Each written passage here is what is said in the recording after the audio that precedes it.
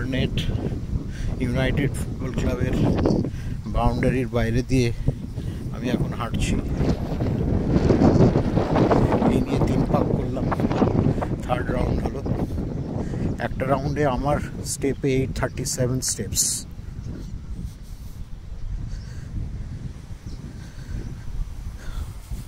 Four steps হচ্ছে এখন, মানে 4 নম্বর রাউন্ড এবার স্টার্ট করব। এই জায়গাটা থেকে শুরু করি। আমার যে হাঁটাটা শুরু হয় এইখান থেকে, স্টার্ট হলো 4th রাউন্ড। বিশাল খেলার মাঠ, দুটো ফুল সাইজের ফুটবল এখানে